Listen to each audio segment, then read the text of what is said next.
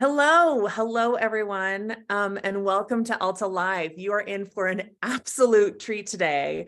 I've already been chuckling just as we've been getting going. I am so excited to welcome author and journalist Terry McDonell today to Alta Live. He will be talking about his new book, Irma: The Education of a Mother's Son. You can read Will Hearst's review of Irma in the current issue of Alta, as well as there's an excerpt of it on altaonline.com. So we'll be talking about Irma today, as well as Terry's incredible career, which I would love to tell you about right now. The Irma was published this month, in fact, by Harper's. His journalism memoir, The Accidental Life, An Editor's Notes on Writing and Writers, was published in 2016. He's also a novelist, California bloodstock, and a poet with his book, Wyoming. And he has written and produced for film and television, including, amazingly, Miami Vice, China Beach, and co-created Sport in America for HBO. Terry is a widely published journalist and has extensive experience across numerous platforms as an editor and media executive. He has top edited over a dozen magazines, including Sports Illustrated, Esquire, and Rolling Stone, and he was inducted into the ASME Editors Hall of Fame. He is president emeritus of the board of the Paris Review and served on the board of overseers of the Columbia Journalism Review. Most recently, he co-founded the website Literary Hub, and he sits on the board of Bookshop. He lives in New York City, and he has contributed numerous times to Alta Journal. Today, he will be in conversation with Will Hearst. Will is the editor and publisher of Alta Journal, which he founded in 2017. He is the board chair of Hearst, one of the nation's largest diversified media and information companies. Will is the grandson of company founder William Randolph Hearst, and he reviewed Irma in the current issue of Alta. Before I turn this conversation over to Will and Terry, some brief housekeeping. Alta Live is the digital interview series we do here at Alta Journal. If you are unfamiliar with Alta, allow me to familiarize you. We are an award-winning quarterly website and magazine focused on California and the West. You can join us as a member for as little as $3 a month and support the work we do, including weekly events like this, our monthly California book club. We welcomed Isabel Allende last month. Claudia Rankine is our guest this month. These events are free. They're super fun to join. We also have a beautiful quarterly magazine. If you subscribe now as a member, you get a hat, you get our new bookstore guide, our favorite bookstores throughout the West. If you've been considering it for a long time, now is really, really a great time to join. So we're going to send you links to where you can do that later today, as well as a link to this interview. It is being recorded and will be posted on altaonline.com later today. We're also going to send you a link on where to buy Irma. Read an excerpt at Alta, read Will's review, and anything else that pops up today. There is a Q&A button at the bottom of the screen to ask your questions of Terry and Will if you want. They will chat for about 30 minutes, and I'll come back at the end to wrap things up with a couple of questions and a sign off. So with that, I see Holly from New Hampshire is here. Please let us know where you're tuning in from in the chat. And Will, I turn things over to you. Okay, thanks, Beth. Well, I want to talk about Terry's book, but there's many other things we should get a chance to talk about as well. But let's start with the book. This is a wonderful book, kind of a memoir. And I guess, Terry, the first thing I wanted to ask you was, you know, other than the birth of a child, writing a book is a huge commitment in life. It's a loving profile of your mom, but also an autobiography. And how did you decide on this approach? I mean, why did you decide to tell these two stories in parallel? It was painful because when I started, I didn't know what I was doing, in the sense that I thought that I would follow up the previous memoir. I would tell some stories. I had this idea that I would somehow figure out what my growing up in California had to do with what happened to me over the course of my life, because I remembered so much about it and it was so important. And so I started telling these stories and writing them down. And then pretty soon, the people who, like 2 or 3 people who read stuff for me, said, you got to get over yourself here. This is not the most interesting person in what you've written is not you, it's your mother. So figure that out. So the next thing that happened, I mean, I knew that what I was doing, the stuff felt kind of retreaded too. Like it was every media guy has these stories, sort of, but I had this breakthrough right after that when I thought, well, I can begin this book in the voice of a little boy. So I started writing like me at age 6. And that was so simple. It was just, it simplified the thinking and the writing and everything. And it allowed me to be ironic without being ironic. It was like, the way a child sees things. And I got through high school, kind of, and I got through some violent, tricky things with my stepfather. And then suddenly that voice felt wrong. So I jumped out of that voice into like the autobiographical third person. So I was writing about Terry McDonell doing these things, influenced by his mother, flashing back to his childhood. And that allowed me this great freedom to hopefully criticize myself in a way, or be self-mocking in a way that got rid of any sort of sense that I was being pompous or showing off, or whatever that would be. And that's like the gut of the book, maybe at least half. And then in the end, I thought, well, when I just was thinking to myself, I wrote this down. When I think of Irma now, I think of, and then that just ran. And so then I had a short section 3 about that back in the first person, but me not as a little boy, but as an old man. I don't know whether this was consciously on your mind, but when I started to read the book, that voice that you created in the opening parts of the book reminded me very much of James Joyce's Portrait of an Artist as a Young Man, because the opening of that book, he also describes being a very young person and kind of seeing the world through this, child voice. And it haunted me when I read your book that you had sort of recreated that same, first 25% of the book had this same kind of quality. But, typically the biography of an author is his parents were 2 college professors and waited tables until the first book came out. But you were more like Kerouac. You were an athlete. You were not really, I don't get the sense that you had a childhood vision of becoming an artist or a writer. This kind of occurred later in life. So I wondered, when did that transition take place? When did you go from Terry the little boy to Terry the future artist? Well, I was, of course, going to be a fighter pilot, like I thought my father was. And then I was, sort of consumed with being an athlete, but being an athlete who got good grades, which was kind of a double arrogance that got you a long ways in high school. You had to get to play with sort of both sides of that cohort. But then I had when I was a freshman in high school, I had a teacher, English teacher, or maybe I was a sophomore. His name was Vince Edson.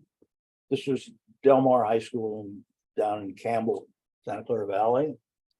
And he invited a guy named Jose Antonio Villarreal to the class to talk about a book that he had written called Pocho. The book was published in 1959, and this was probably 1961 or something. And he got no attention, and it was not until years later that it was finally understood what a great piece of work this was. It's about a little boy whose father is a Mexican who came after riding with Villa to the Santa Clara Valley, reduced to be like a farm worker, and the kid is growing up in these 2 cultures. And I thought that even though it was much different than I remember being terrified of Mexican guys. But like next door, I thought that's an interesting thing. And I identified with that kid.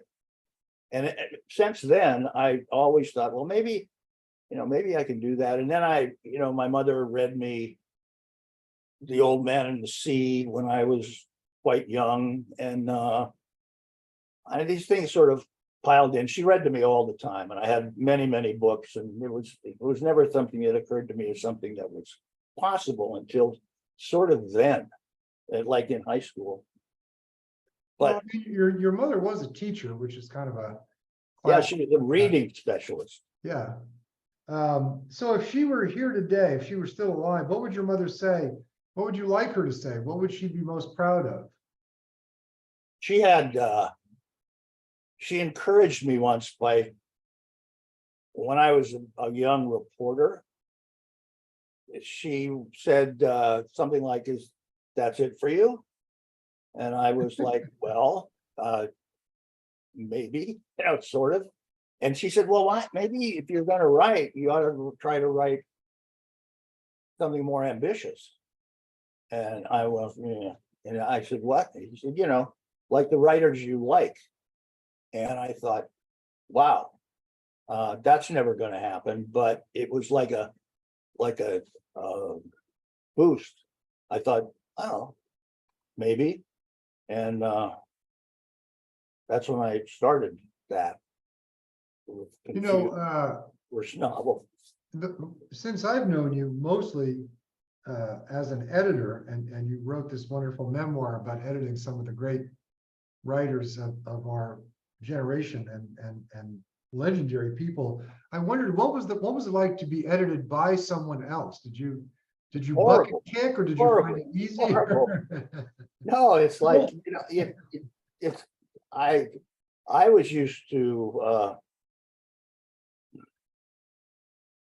being listened to more carefully. It's like you publish a book, and it's like you're completely at the mercy of whoever, not just your editor, who's usually, or always in my case anyway, a sympathetic ally and very helpful. Sharon Nelson, very helpful with my book, but it's a matrix organization, and so no one reports to anyone. So the people who are doing the PR don't report to her or to me, but somewhere else. And the same for marketing, and the same for design and whatever. So you have to sort of thread through that. And it's like, in the sense that our friend Jim Harrison was the least, likely person or candidate for assisted living. I was sort of like really not a good candidate for, this sudden complete lack of influence, kind of. Thank God they're all good, but I'm like looking and trying to change the font on marketing material. They're like, what? Didn't Jim Harrison accuse you of murdering his children because you wanted to change a semicolon? Well, yeah, no, that was a misplaced comma. He said the line was, "You lynched my baby." What had happened was, I didn't lynch his baby. Someone in the copy department said, this guy's out of control. There's too many commas here. I'm just going to take a couple of them out because it's better that way. And didn't tell me whatever. And Jim, who never looked at copy after he turned it in, except just occasionally looking for trouble, happened to look at that. And then the baby was lynched. And then he had Bob Dattila call you. Oh, yeah. Yeah, Bob called and said, are you really as big an asshole as I now understand you to be? And I said, I guess. I just, and he said, well, Jim can be difficult too. Let's work something out here. And we worked out nothing, except we would continue to work together. And Bob told Jim it was okay. And Jim said, thanks, Bob. That's what you want. You want an agent that'll go to bat for you for a comma. Yeah, or the appearance of that. You But Jim had trouble with editors before who had become weary of some of his stuff. and let me change gears for a second. Frank McCulloch, who was a great newspaper editor, told me one time that the function of the publisher is to make sure everybody gets paid on Friday, and otherwise to just leave things alone. That's So, right. Yeah. I mean, you worked for some organizations, I guess we'll call it, Jan Wenner, Time Life, the Hearst Company, others. You know, what distinguishes a good place for an editor to find a home?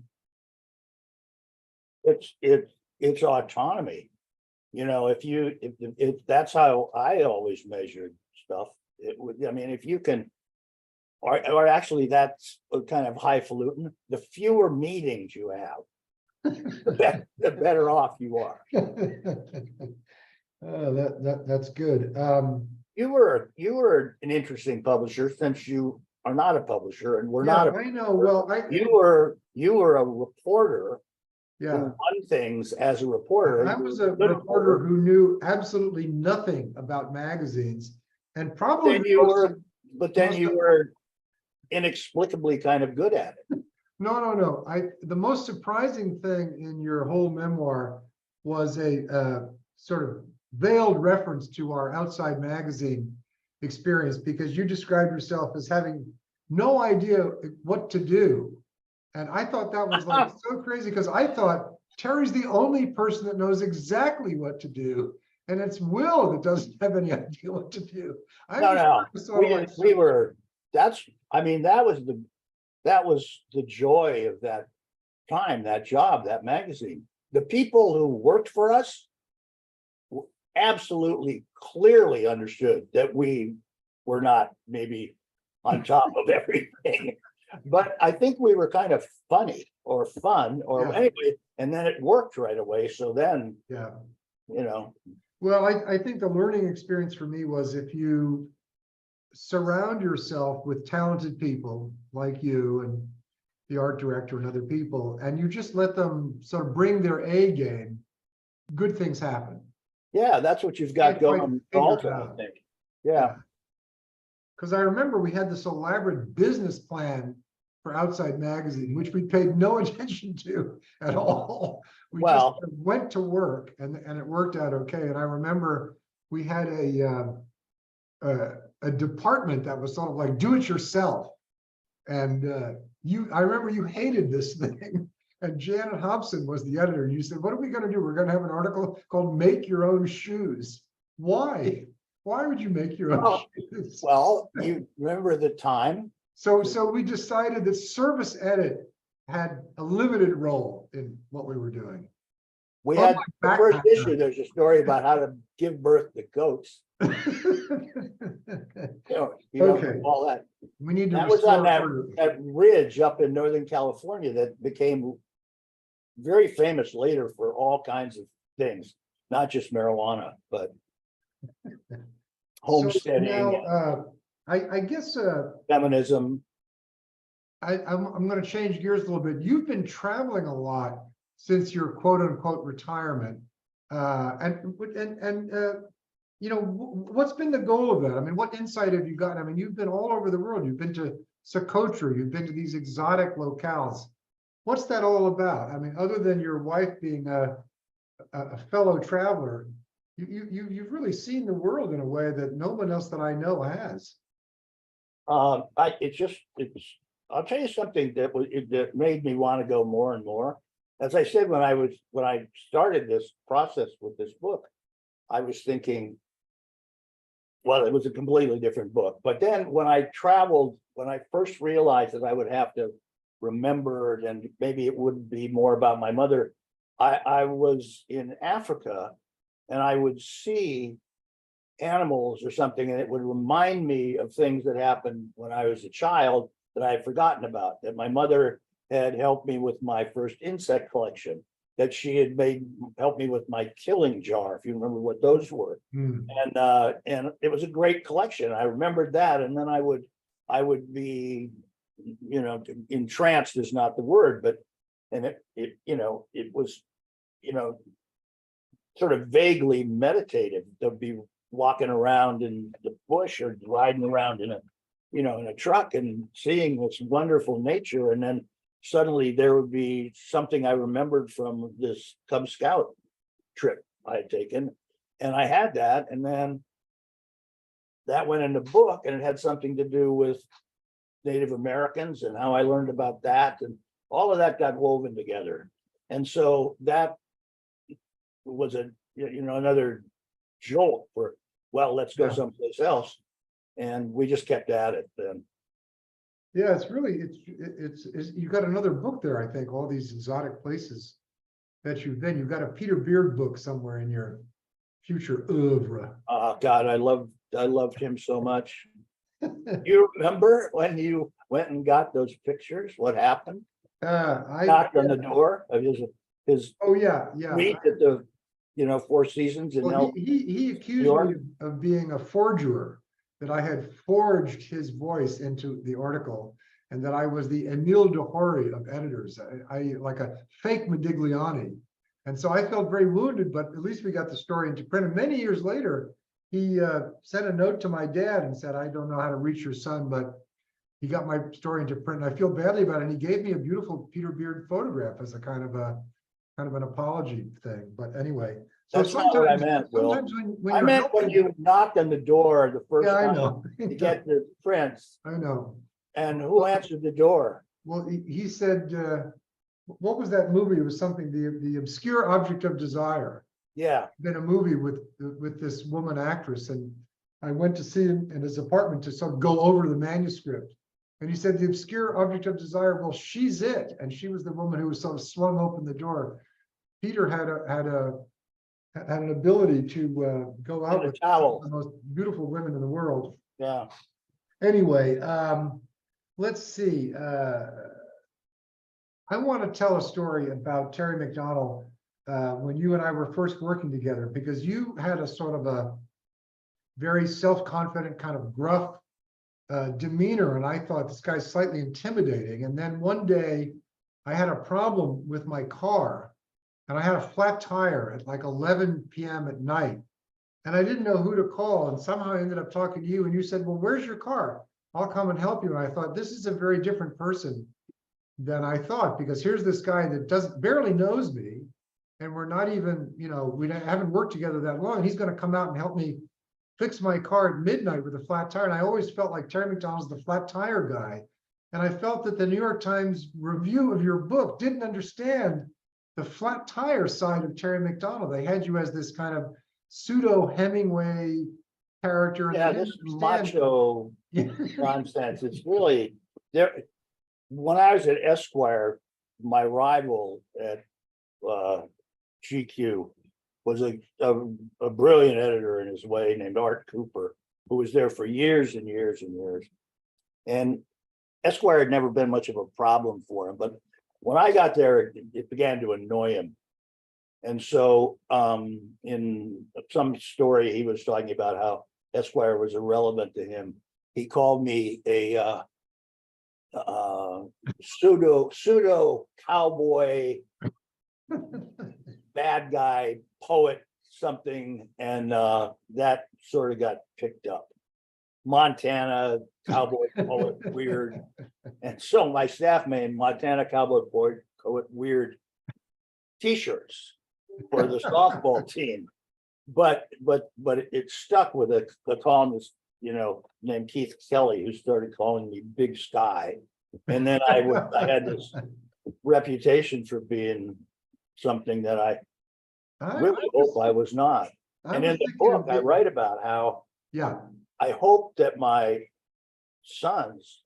two sons are not influenced by whatever that was in me that made me do some things that pushes them to go out and do the same kind of stuff. But they have to go their own way too. But anyway, I think about that in the book and realize that were it not for my mother, things would have been a whole lot worse. That's how it would have turned out. I think that comes through in the book very clearly. I was going to get you a t-shirt that said not Big Sky, but sculptor and cinematographer. Because when we went to fix Nan's dad's plumbing, the guy from the building came up and you said to him, well, who are you? And he said, well, I'm not really the plumber. I'm just the son of the owner of the building, but I'm here to help. And you said to him, well, what's your real job? And he said, I'm a sculptor and a cinematographer. And you and I laughed. Oh, no, I was like, what, what next? He was the original Macrame artist hyphenate. yeah, it was good. So We all do that though. now, I didn't really feel this way when I read your book the first time, but after looking at the New York Times review, there's kind of a suggestion that one of the sub-themes of the book is about you and women. And I wondered, I think that's true. I mean, not only there's Irma, but you tell a lot of very poignant stories about, kind of growing up and meeting girls and all of that sort of side of your life. So was that part of the subtext of the book? I remember. Yeah, for sure, but it was like that. It was also, it was directly related to my mother's feminism, which, hopefully I'm still, imperfect and unfinished, but hopefully saved me from, grotesque masculinity to some degree that is, so much with us now. The idea was that when I stood up, when a woman walked into the room, I didn't do it for the woman, I did it for myself to understand what that relationship should be. And I ultimately, she said when I was little, she said, if you like women, they'll like you back. And but then because of her, I think, and how strong she was, I was drawn to the most complicated of women who would, bust me for, showing off or bragging or, being for many, many things, right? Being not just a bad boyfriend, but, kind of a jerk. I mean, one of them one time told me that, you're just another float in the parade. Which I thought was, slightly spot on. deflating. Yeah, but yeah, and I told Maybe it's a giant cliche. I've known you for a long time, but maybe I don't know, maybe it is a cliche, but I don't think men tend. I mean, you've never been a braggart. You've never talked about other than your book. I learned more about your love life in your book than I ever learned from knowing you for 20, 30 odd years. This all came back to me when I had children. Yeah, well, that's what I was. And I started thinking about them, and then it's all about Irma and me. And when I say I started to write about myself, but then I started writing about Irma, it's about me too, of course.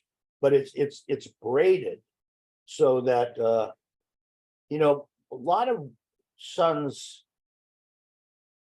they don't, I mean, their mothers have an idea of them in the future, who they are going to marry, what they're going to do, how that's all gonna, but I got none of that from my mother. And as a result, we continued to talk a lot, all through her life until she was in her 80s. And those constant renewing conversations helped me enormously with my own sons, because they reminded me of things that she had done. She didn't say, well, remember when I did this, but speaking with her, when she would make some joke about they're going to tear down that beautiful tree on the El Camino and put in another car wash. It reminded me of her teaching me the names of the trees and how I should do that for my children. And oh, wow, that's very beautiful. Yeah, you and I, it's just something the only story I remember, and maybe we'll cut this out of the interview, but there was I'm not going to use real names, but there was a woman editor that you, I think, had a brief relationship with, and you woke up one morning and she was washing your car, And you said, I'm going to have to get rid of this woman because I don't want to be treated that way. Oh, yeah, we didn't have a relationship. She was very nice. And what Yes, she did was, we weren't involved. We didn't work together really. But one morning, she came over. We weren't together. She hadn't spent the night. And I went out and she was washing my car as sort of a nice thing to do. And it was. But make of it what you will. I just the only story I can ever remember, but I'm very happy to be around you and Stacy, your wife. You guys are a wonderful couple. You're both very accomplished people. So that's all I know. I know one story and I know how happy you are with Stacy. And She appreciates, it's kind of a revelation. She appreciates your math, is why you My pseudo math. Well, listen, I don't know how much time we have left, but I went through the so-called Proust questionnaire and I edited it down. So how much time do we have, Beth? Are we in Q&A or what shall we do? Let's do your Proust questionnaire, and then I've got a couple of questions on behalf of our audience today. Okay, well, I'm just gonna pick these at random. So what is your greatest fear? I have unspecific dread about my son who has spent a lot of time in war zones, and he's in the Ukraine now. And it's unspecific, but I find it sometimes unnerving. What is the quality you most like in a woman? Honesty and humor. They go together. If you could change one thing about yourself, what would it be? That's a long list. You know, I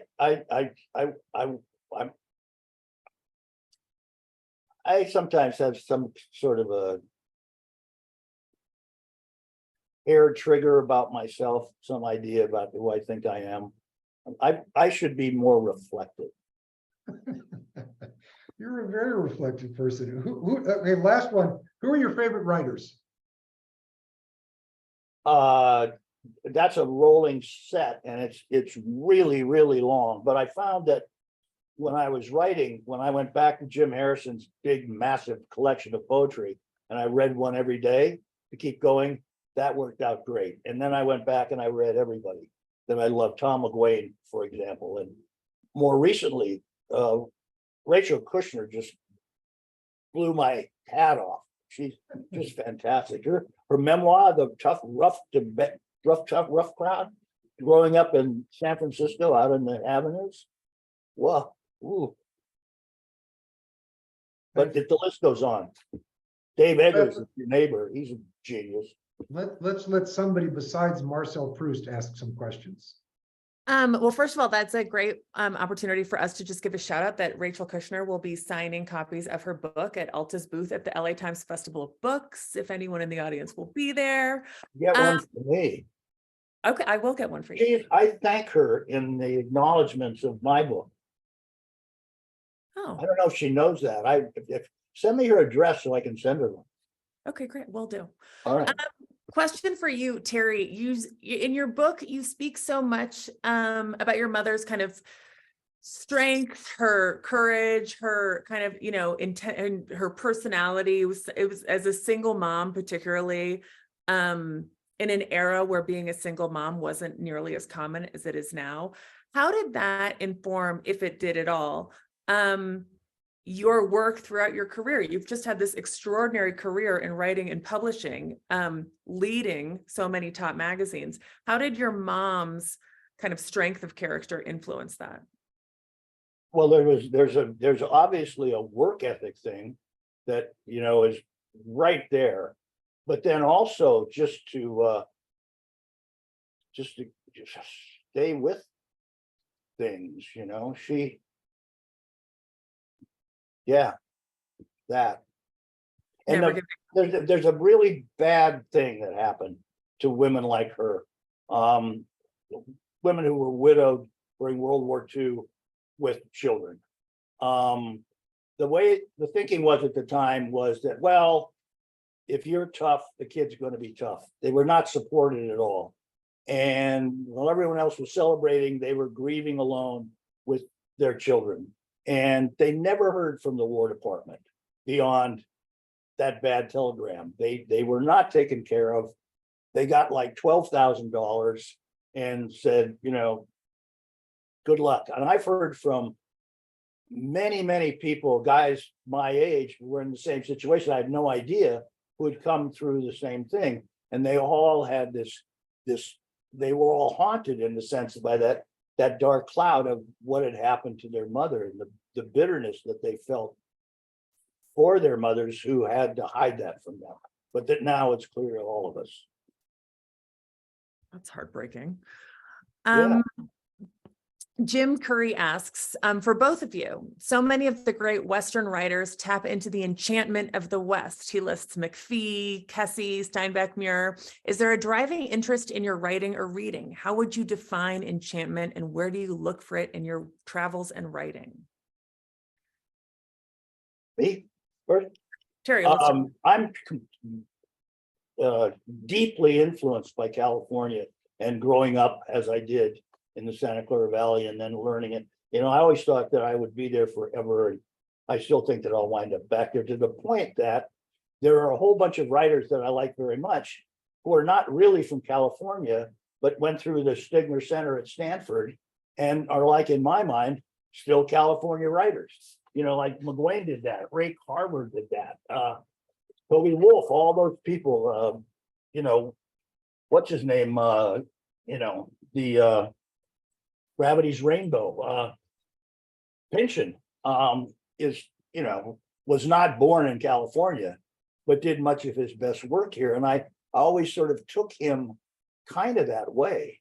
And that has something to do with the West and how I appreciate it. And I don't know, Brett Ellis too. I mean, oh boy, Los Angeles. Boy, howdy. Will, what about you? Well, you know, there's obviously great writers all over the world, from Ireland and the East Coast. And I just think as a young person, I had a kind of romantic, I guess, vision of wanting to live in California. I grew up in Manhattan. I went to school, you know, at St. David's on 89th Street. So I was a New York boy. But I just had this feeling that, you know, I think you sometimes go someplace in your travels and you kind of go, wow, this is my place. These are my people. I feel comfortable here. And that's the way I kind of felt about the West, you know, just getting out, the different vistas, the whole thing. It just felt like this is where I should be. So the minute I graduated from college, I drove across the country and I kind of never left. So I've always had this feeling that this is my home island. This is where I belong. And I love going to New York. And I have probably more New York friends because I grew up there than I didn't really grow up in California. So it's just a magnetic sort of resonance with the West that is part of my experience. But I don't think it's better. I just think it's something I respond to. And half my family lives on the East Coast. The company is based on the East Coast. I like going to New York, but I kind of feel like I'm going home when I go to California. Oh, we should put that in the magazine. And also, I think that, you know, if someone's curious about Will's like inspiration, our Alta lists our board of inspiration in the masthead of the magazine. Well, I kind of stole that idea from Kevin Starr, who had this idea that there was a Western canon, that the East had Melville and Hawthorne and, you know, a terrific depth of literary and cultural history, but the West had a different history, and it was Richard Henry Dana and John Muir, and there was Raymond Chandler. There were all these people that, and I kind of felt like, okay, I want to stand up for that because I get the New Yorker, I get the New York Review of Books, and I do think they have a slightly East Coast skew because that's where they live and write and work and go to lunch. So I wanted to do something that would sort of promote the idea that there's more than one canon. There's probably an Egyptian canon and a Parisian canon and a Moroccan canon, but I wanted to sort of speak up for the Western canon. Last question for you, Terry, although Will, you can answer if you want. What is the painting behind you, Terry? Who is that? There's a portrait. That's a tennis player from the 1950s that was painted by an artist to be the cover of Sports Illustrated and then tossed in the basement because he didn't win tournament and became sort of insignificant and goodbye. And I thought it was absolutely beautiful. And I found it in the basement and I hung it in my office. And then I got to take it with me when I left. I have another one like that of Ingemar Johansson, who was the, heavyweight champion for a while. You found it in the basement of Sports Illustrated offices? Time Inc. You had were this going through the basement and just taking art. massive archive of so much. And for a while, depending on who you were, it wasn't just some elite group, but a lot of people got to go. And if they wanted a different kind of desk or chair, they could go down there and look. And there was lots of stuff to make Hearst was good that way. You were allowed to individualize your space in a way that was unusual and whatever. But Time Inc. had it too, but it was not. Anyway, they both had it. And then I don't know where that stuff is. It's probably gone. It's tragic. Will Francis asks about the painting behind you. Are you willing to share? Yes, it's a prized possession. I bought it at auction. It was painted by Winston Churchill, who was an amateur painter when he went to the Casablanca conference with Harry Truman, and I get maybe Stalin was there during World War II. And Churchill gave the painting to Harry Truman, and he hung it in his Key West house. And when he died, he gave it to his daughter, who ended up marrying the editor of the New York Times, Clifton Fadiman.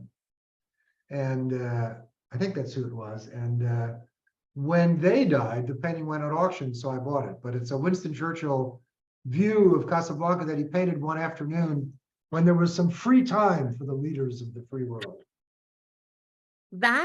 Both of those answers are so unexpected and fascinating. I can't imagine kind of ending on it's also a kind of a testament to your unique personalities and passion for life and art and history that you cover. So I'm so grateful to you both for taking this time to share your friendship and your knowledge and your wisdom. It was Truman Daniels, I think, was the editor. I may have gotten that wrong.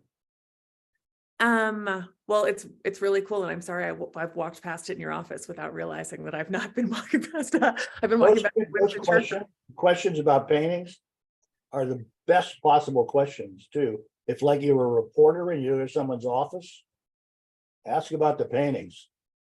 Okay, Clifton Daniel. Okay, Clifton Daniels. So, I mean, there's only so many corrections before they throw you out, but Clifton Daniel.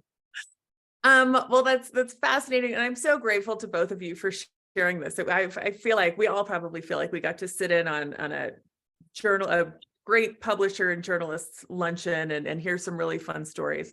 And of course, we're so inspired by your story of Irma, Terry. So again, to everyone, please do check your email later this afternoon, a link to this interview where you can buy Terry, read an excerpt in Alta, read Will's review in Alta, support LibHub, Bookshop, so many other things. So grateful to you both, Will and Terry.